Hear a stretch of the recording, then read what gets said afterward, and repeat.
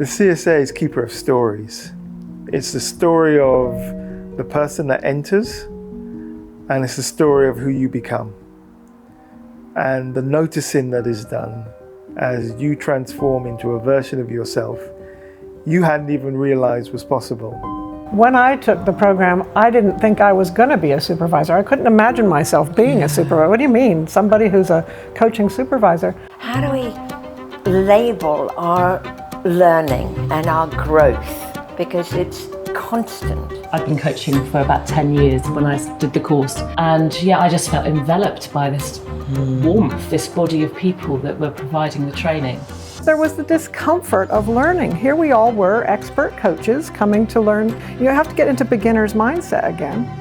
And there's that thing of a lot of other expert coaches. So how do you manage yourself in a group of learners where you're all already experts of a sort, and now you're going back to strip away? I felt it was a pivotal moment for me in my coaching journey, actually, because for a long time I'd been thinking about becoming a supervisor. And what I appreciated about CSA was how much of it made sense. I think for me it was different. It didn't feel like a tick box course. It wasn't like we're going through the motions to, we need to get these bits of supervision learning into these people and then off they go. There's something very different about it.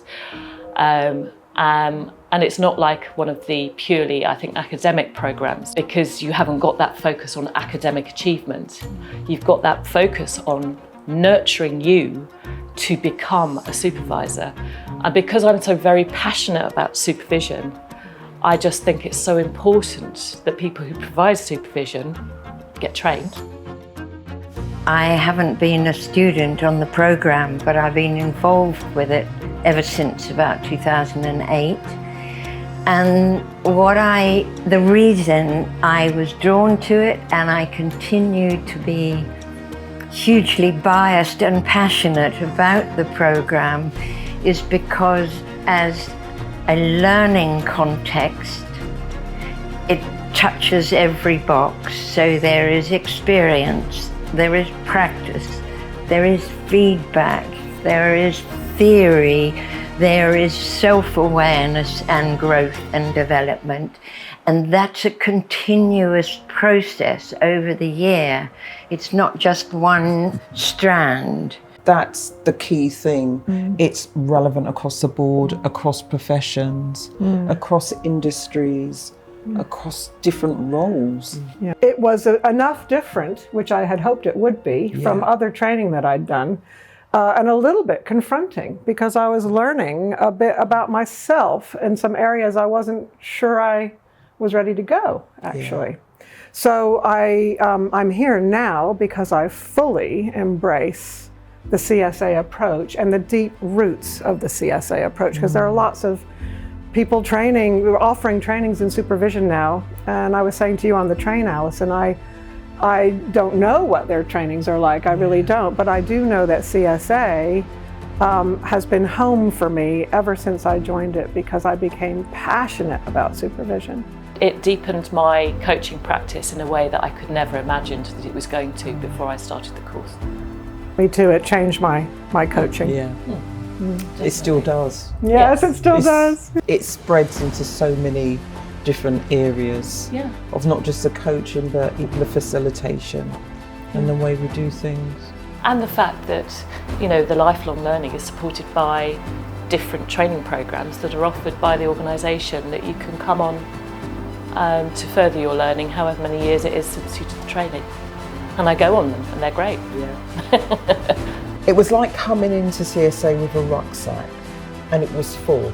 You know, all that expert knowledge, all the things that I thought I knew, and I had to empty the rucksack. So I think we have to be willing. I would encourage new people coming in to CSA, coaches, whatever background you're from, to think about, let's just put down some of the beliefs, some of the experiences, and let's just be open. You might be coming thinking, I'll be a supervisor, and then find out that you won't be a supervisor, but you'll be a different coach. Or you might come thinking, I won't be a supervisor, and then fall in love with it and become a supervisor. Like, anything could happen, but this will without a doubt, change who you are, I think. At the heart of it for me is I am changed and the other is changed in any contact that we make. And I can't control what difference that's going to make to another, but I believe each of us will have change and we will be different as a result. I've done a bit of work recently with Nora Bateson and Warm Data, and the idea that my story is going to change your story and your story changes my story. So if we keep sharing our stories, we're going to keep changing. The CSA, the keeper of stories. What will your story be?